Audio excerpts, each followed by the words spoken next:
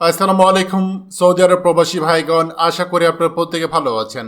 Saudi আরবে বৈধ প্রবাসীরা সবাই দেখুন, ইকামা থাকার পরেও সৌদি আরবে পুলিশ কি জন্য আটক করতেছে, চলুন খবরে বিস্তারিত জেনে নেওয়া যাক।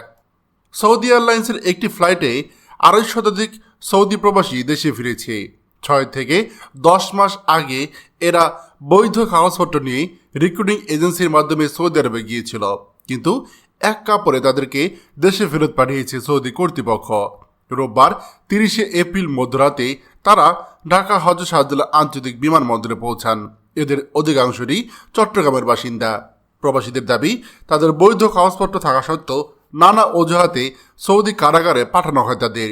সেখানে একই রুমে গদাগদি করে রাখা হয় কয়েকশো প্রবাসীকে। পরে তাদের জোরপূর্বক এক কাপড়ে দেশে ফেরত পাঠায় সৌদি সরকার।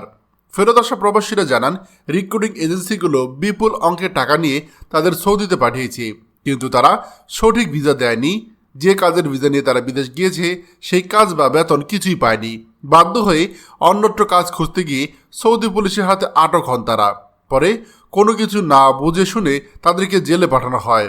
রিক্রুটিং এজেন্সিগুলো বিদেশে পাঠানোর জন্য গড়ে প্রতিটি শ্রমিকের কাছ থেকে প্রায় ৫ লাখ টাকা করে নিয়েছে। এভাবে প্রায় ৬০০ কোটি টাকা নিলেও বৈধ হতে পারেনি এইসব এজেন্সির মাধ্যমে যাওয়া শ্রমিক, পাননি প্রতিশ্রুত কাজও।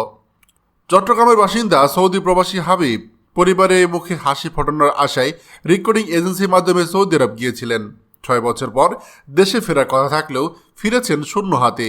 মধ্যরাতেই পলিথিনের একটি পোটলা নিয়ে ঘুরছেন হজরত শাহজালাল বিমানবন্দরে। হাবিব সাংবাদিকদের জানান, আকামা, পাসপোর্ট সব আছে। তার পাসপোর্ট, মোবাইল সব কেড়ে নিয়ে গাড়িতে করে তাকে জেলে পাঠিয়ে দেয় সৌদি পুলিশ। সেখান থেকে খালি হাতে দেশে পাঠানো হয়। এখন বাড়িতে যাওয়ার ভাড়াটুকু তার কাছে নেই। তার মতো ভাগ্যবরণ করতে হয়েছে অনেককেই। ফেরত পাঠানো আরেক প্রবাসী বলেন, ভিসার মেয়াদ ছিল, তিনি একটি কোম্পানিতে ছিলেন, কিন্তু তারপরও তারা নতুন করে ভিসা খুলেছে। বিরত পাঠানো অন্য আরেক প্রবাসী বলেন, ২৯ দিন আটকায় রেখেছে, পরশু থেকে এখন পর্যন্ত পানি খাইতে পারছি না। শ্রমিকরা জানান, এক রুম থেকে প্রায় ১০০ থেকে ১৫০ লোককে আটক রাখা হয়। খাবার ছিল না, পানি ছিল না, একজনের উপর আরেকজন শুয়ে থাকতে হতো। তাদের কাছে কোনো টাকা ছিল না। এখন বিমানবন্দরে এসে নেমেছেন, কিন্তু বাড়িতে যাওয়ার মতো টাকাও নেই। ফেরত পাঠানো আরেক শ্রমিক বলেন, আমার এখনও ৮ মাসের ইকামা আছে।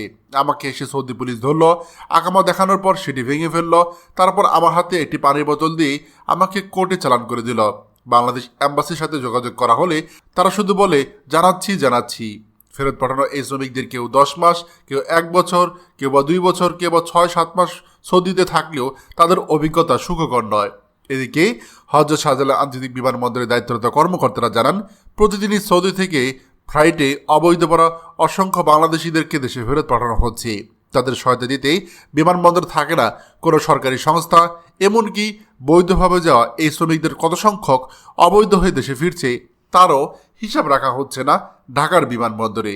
এই হচ্ছে সৌদি আরবগামী আমাদের প্রবাসীদের অবস্থা। এরপরেও কি আপনারা সৌদি আরবে যেতে চান? এরপরও কোন দুঃখে আপনারা সৌদি আরবে যেতে চান? এই প্রশ্নটা আপনাদের কাছে করা রইল।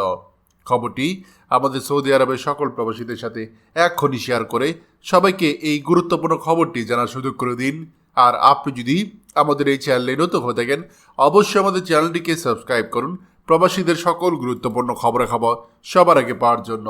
ধন্যবাদ সবাইকে। আমাদের সকল ভিডিও আপডেট সবার আগে পেতে আমাদের চ্যানেলটি এখনই সাবস্ক্রাইব করুন। সাবস্ক্রাইব করতে সাবস্ক্রাইব বাটনে ক্লিক করুন এবং বেল আইকনটি চাপুন, যাতে আমাদের কোনো নতুন ভিডিও আপনি মিস না করুন।